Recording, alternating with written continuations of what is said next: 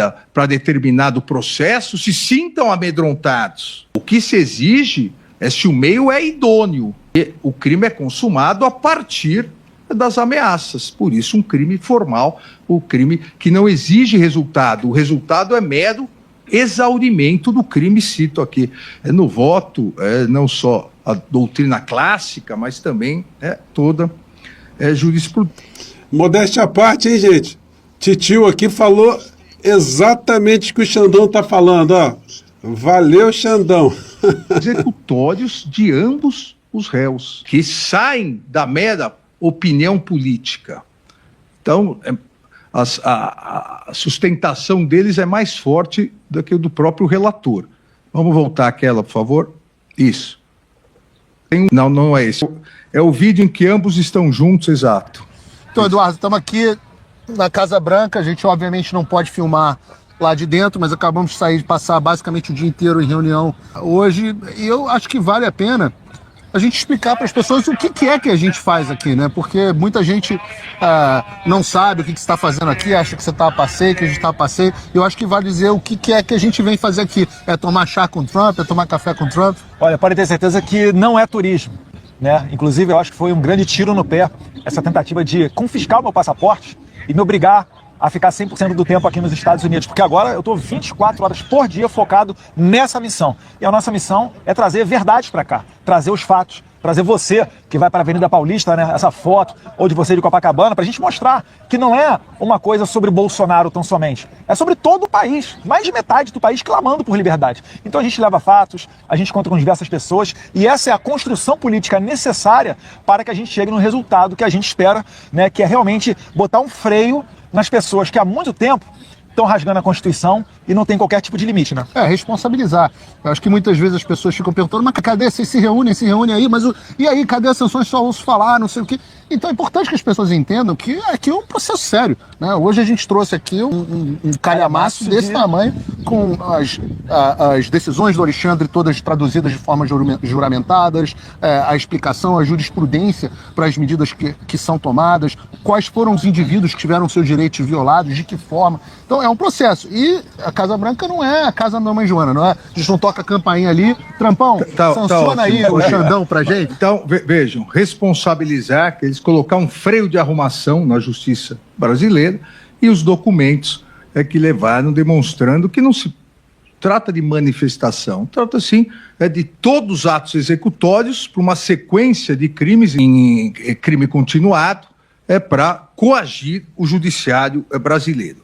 E há uma linha do tempo que é importante para verificar exatamente as notícias, as gravações, as ameaças são sempre na sequência do processo da ação penal 2668, que era do núcleo crucial. A total relação entre o núcleo crucial, entre o julgamento que essa primeira turma realizaria do réu Jair Messias Bolsonaro e dos demais réus no núcleo crucial e as ameaças feitas à justiça brasileira pelo réu Eduardo Bolsonaro. Ameaças idôneas que se concretizaram, várias delas se concretizaram em atos concretos contra ministros do Supremo Tribunal Federal, Procurador-Geral da República e o próprio Brasil, com as taxações feitas por meio das notícias falsas, da desinformação levada por ambos os réus, Eduardo Bolsonaro e Paulo Figueiredo, a desinformação levada por eles ao governo americano prejudicou todo o país, que teve, por um período grande, uma taxação elevada. Ou seja, no intuito de beneficiar o seu próprio pai, a atividade criminosa do então deputado licenciado Eduardo Bolsonaro prejudicou todo o país e não amedrontou essa corte, como jamais amedrontaria o Supremo Tribunal Federal. E, repito, por ser um crime formal, não há necessidade disso, seria um mero exaurimento. Eu aqui, ponto a ponto, vou colocando desde o dia 18 de fevereiro até o julgamento, Gente, só fazendo uma fala em cima do ministro aqui. Vocês entendem por que o ministro Alexandre de Moraes nunca moveu nenhuma ação contra essas figuras todas? Porque se ele move uma ação pessoal, ele se tornaria, ele vestiria a carapuça, que ele foi pessoalmente atingido. Então ele sempre compreendeu que não foi a figura dele especificamente que estava sendo atingida ou ameaçada, mas a estrutura do Poder Judiciário. E por isso que ele fala com muita serenidade. E eu sempre disse para vocês que acompanham aqui o nosso portal, o ministro Alexandre de Moraes, ele foi primeiro colocado no concurso do Ministério Público do Estado de São Paulo. Eu tenho todos os livros do ministro Alexandre de Moraes. Eu tive com ele pessoalmente em entrevistas que fiz enquanto eu estava coordenando os programas de TV do Ministério Público do Rio de Janeiro. Eu tenho livro autografado dele, enfim. Eu tinha certeza absoluta de que ele estava fazendo, estava tudo dentro de uma racionalidade jurídica. Ele está encaixotando esses caras todos. E como eu disse para vocês, sempre disse, o Bolsonaro iria para a cadeia. Tinha gente que entrava aqui no nosso portal achava que eu estava exagerando, que eu estava dando palpite, né? Como eu estou cravando aqui, o Flávio Bolsonaro, se ele ficar no Brasil, ele irá para a cadeia também. Por isso que eu estou cravando que ele irá fugir do nosso país. Vamos ver mais o ministro Alexandre de Moraes aí. Colocar um freio de arrumação, que foi aquilo que eu passei a vossas excelências. E aqui, sempre, o que está em azul são as sessões, os atos procedimentais da ação penal 2668, seguido pelo que está em vermelho, que são as condutas criminosas, os atos executórios realizados por ambos os réus, um deles julgado hoje, o réu Eduardo Bolsonaro. O julgamento de mérito se iniciava dia 2/9 de 2025, e em publicação no YouTube, no seu canal do YouTube, 15 de agosto, Eduardo Bolsonaro vinculava a cessação da aplicação de sanções ao livramento do seu pai, Jair Messias Bolsonaro. Então, aqui não há nenhuma dúvida do antigo dolo específico, que ainda hoje voltou à moda, mas do elemento subjetivo do tipo, da prática da coação no curso do processo por parte de Eduardo Bolsonaro. Nesse vídeo, ele vincula a cessação da aplicação de sanções ao livramento de seu pai. Podem colocar, por favor. Se Bolsonaro for condenado, eu acho capaz demais que o Trump, por exemplo, se ele recebesse essa notícia no meio dessa coletiva de imprensa, dele entrar no Salão Oval e começar a tomar medidas. E aí sim não vai ter mais volta. Aí as autoridades brasileiras vão querer uma segunda chance e vão pouco se importar com a sua foto que vai sair no jornal, não, isso é demonstração de fraqueza, porque visto, você consegue reverter do dia para a noite. Lei Magnitsky, não. As autoridades brasileiras, elas estão brincando com fogo. Não digam depois que eu estou ameaçando, eu estou alertando. E por acaso, enquanto eu fazia alertas, e muitos faziam chacota comigo, com Paulo Figueiredo, mas tudo se verificou. Falamos, vão perder vistos, perderam. Dizemos, será aplicada a Lei Magnitsky, foi aplicada a Lei Magnitsky.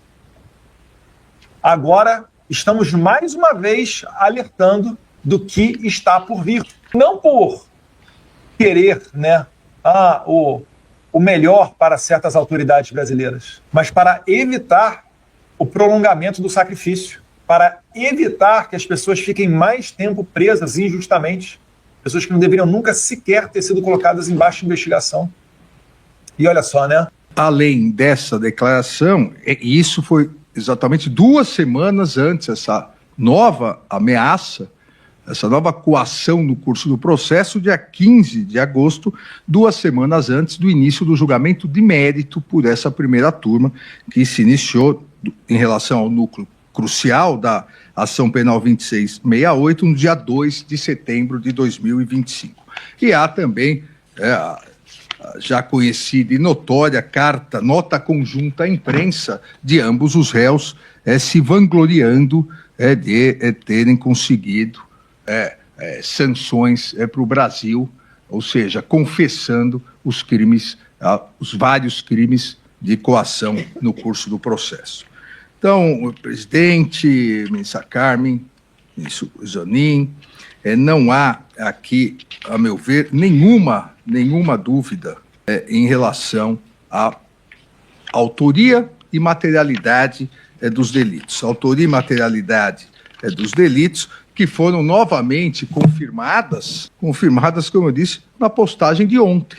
Ou seja, onde volta a praticar novamente crime. Obviamente, esse novo crime não está em escrutínio hoje, foi praticado ontem, mas é o mesmo modus operandi, o mesmo procedimento de tentar coagir os julgadores. No caso agora, a coação de ontem não se dirige a beneficiar o seu pai. A coação de ontem se dirige a se auto-beneficiar, a beneficiá-lo para tentar que hoje não ocorresse esse julgamento. Em relação até para a BBC, Eduardo Bolsonaro diz que brasileiros entendem que tarifaço é um sacrifício a ser feito. Ou seja, na megalomania criminosa, o réu achava que os brasileiros deveriam aceitar um sacrifício do tarifaço a favor da impunidade do pai dele. Com relação à minha decisão. Essa saiu. Primeiro. É do dia 18 de agosto de 14 de agosto, perdão, de 2025. Assim, diante do todo exposto da farto conjunto probatório, e eu diria o farto conjunto probatório, produzido de esponte própria pelos próprios réus. Os réus, como são não só nesse caso, como em outros casos, esses réus, eles próprios produzem de esponte própria o material condenatório da prática das diversas infrações penais. Então, dessa forma, presidente, ministra Carmen, ministro Zanin, eu voto no sentido de julgar procedente a ação penal, condenando o réu Eduardo Nantes Bolsonaro pela prática do crime de coação no curso do processo, artigo 344 do Código Penal, em continuidade delitiva, artigo 71 do Código Penal. É o voto, presidente. Agradeço Vossa Excelência, e apenas para fim de registro, a preliminar que Vossa Excelência apreciou hoje é aquela atinente à nulidade de citação por edital. Sim, eu reiterei todas nos termos do recebimento da denúncia e especificamente mais detalhado, afasto a nulidade em relação a citação por edital e a não suspensão do processo. Ok, agradeço e passo imediatamente ao voto do eminente ministro Cristiano Zanin. Senhor presidente, ministro Flávio Dino, cumprimento Vossa Excelência, cumprimento a ministra Carmen Lúcia, o ministro Alexandre de Moraes, eminente